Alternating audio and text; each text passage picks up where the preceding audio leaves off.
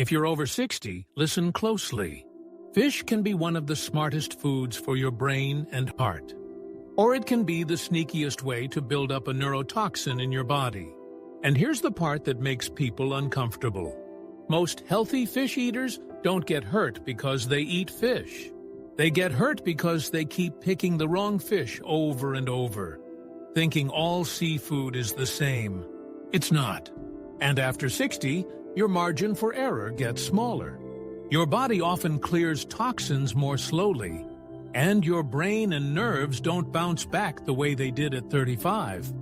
So today, I'm giving you a clean, practical guide. 4 fish you should avoid after 60. Then 4 fish you can eat regularly with confidence. And yes, I'll show you the numbers, not just opinions. Here's the rule that makes this easy. The bigger the fish, and the longer it lives, the more it concentrates mercury. Mercury isn't a vibe. It's a measured number. The FDA publishes average mercury levels for many fish in parts per million, ppm. For example, fresh frozen salmon averages around 0.022 ppm. Sardines average about 0.013 ppm. That's tiny, but some big predator fish jump into the danger zone. Swordfish averages about 0.995 ppm. Shark averages about 0.979 ppm. That's not a small difference. That's a completely different category. Now, I'm not here to scare you away from fish.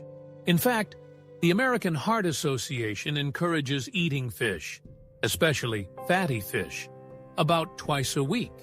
The goal is to get the benefits without loading your body with heavy metals. So let's start with the 4 fish I want my 60-plus patients to stop treating like healthy defaults.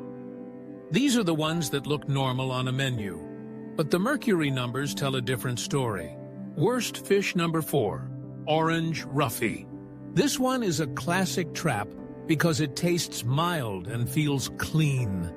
It shows up as a fancy white fish in restaurants, and people order it thinking they're being virtuous.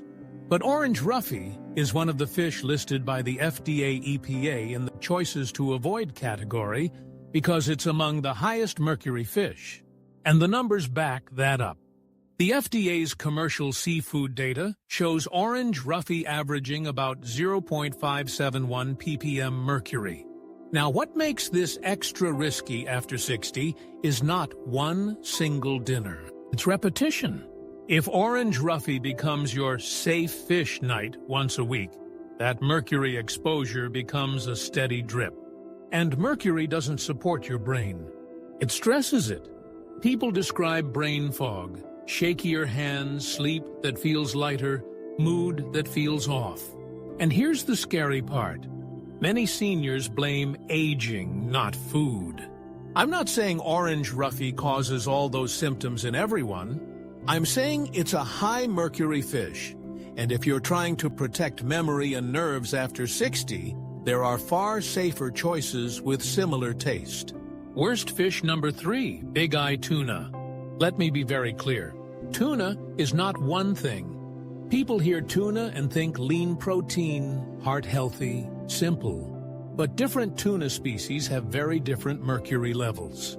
Big eye tuna is specifically called out by the FDA EPA as a choice to avoid. And the FDA's average mercury level for fresh frozen big eye tuna is about 0.689 ppm. That's high. Now, can you survive a tuna meal? Of course. The issue is habits. A lot of older adults build a routine. Tuna salad, tuna melt, tuna packet, easy protein. And then they're shocked when memory feels less sharp, when tingling or numbness shows up, when anxiety feels louder. Again, not a diagnosis, but a reality check. Mercury is a neurotoxin, and big-eyed tuna is one of the worst tuna choices for mercury. If you love tuna, the smarter move is to treat it like an occasional food, and be picky about the type, not a daily comfort routine. Worst fish number 2, king mackerel. This one is messy because mackerel can be great. or a bad idea depending on the type. King mackerel is clearly listed by the FDA EPA as a choice to avoid. And the FDA's data puts king mackerel around 0.73 ppm mercury on average. That's why this fish is such a problem for seniors. You might order grilled mackerel at a restaurant and never be told which kind it is. And if it's king mackerel, you're not just getting omega-3s. You're getting a heavy metal exposure you did not sign up for. If you want mackerel, the safer lane is Atlantic mackerel, which is far lower in mercury around 0.05 ppm in FDA data. Same family name, different health outcome. So after 60, don't just say mackerel, say Atlantic mackerel. Worst fish number 1, swordfish. Swordfish is the seafood steak, and that's exactly why it's dangerous. It's large, long-living, high on the food chain, and it concentrates mercury like a sponge. The FDA EPA lists swordfish in the choices to avoid category. And the FDA's average mercury level for swordfish is about 0.995 ppm. Let that sink in. Compare that to salmon at about 0.022 ppm. That's not a small difference. That's a different universe. If you're over 60 and your goal is to stay sharp, steady, and independent, swordfish is simply not the hill to die on. It's not that swordfish is evil. It's that the mercury cost is too high when you have cleaner, safer options that give you the same protein without the neurological baggage. Now here's the good news. I'm not telling you to fear fish. I'm telling you to choose fish intelligently. There's real research linking fish intake, especially fatty fish, to better brain aging outcomes. For example, a dose-response meta-analysis reported that each additional 100 grams of fish per week was associated with about an 11% lower risk of Alzheimer's disease. And an updated review of observational studies has reported patterns where higher fatty fish intake was associated with meaningfully lower risks of dementia and Alzheimer's in some cohorts, like comparisons of eating fatty fish more than twice a week versus less than once per month. That's not magic. That's consistent nutrition, omega-3s, protein, micronutrients showing up over time. Best fish number 4, herring. Herring doesn't get the hype that salmon gets, but it's an omega-3 powerhouse and a very practical senior food. And here's what I like about it. The mercury level is still relatively low compared to the big predators. FDA data lists herring around 0.078 ppm. That's not zero, but it's nowhere near swordfish territory. Herring is also easy to eat when chewing is harder, or appetite is lower. Think baked, smoked, watch sodium, or even in simple preparations. My senior-friendly tip: if you buy smoked herring, look at the sodium. If you're managing blood pressure, choose lower sodium options when you can, or make it a smaller portion with a big plate of vegetables. Best fish number 3, freshwater trout. Trout is the quiet hero for people over 60. It's tender, easy to digest, and it's a clean swap for people who want fish benefits without the strong fishy taste. FDA data lists freshwater trout at about 0.071 ppm on average. And trout delivers high-quality protein, which matters because muscle loss accelerates with age. Less muscle means weaker balance. Weaker balance means falls. So when you eat trout, you're not just eating dinner. You're protecting independence. My cooking advice: bake it, pan-sear it gently, or air fry lightly. Don't burn it to a crisp. Keep the texture soft. Add olive oil, lemon, and herbs. Simple meals are the ones you repeat. Best fish number 2, salmon, especially wild when you can get it. But even regular salmon can be a strong choice. The reason salmon is famous is simple. It's a reliable way to get omega-3 fats that support cardiovascular health, and heart health and brain health travel together. The American Heart Association recommends about 2 servings of fish per week, especially fatty fish.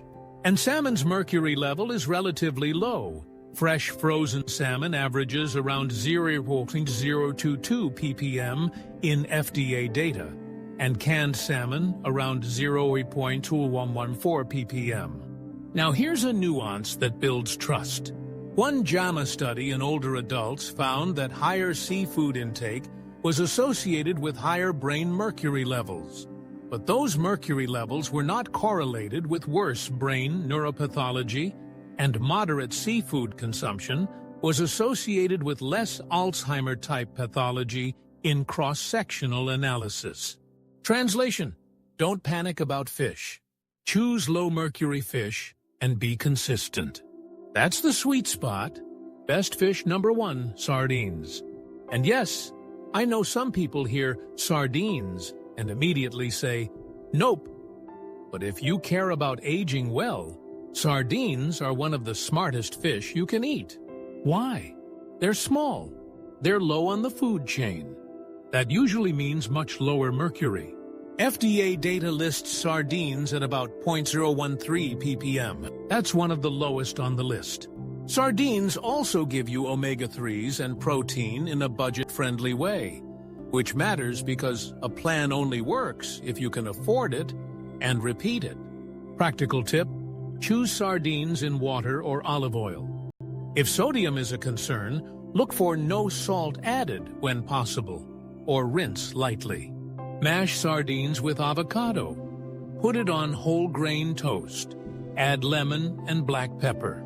It's fast. It's senior-friendly. And it's the kind of habit that actually sticks. Now, quick reality check.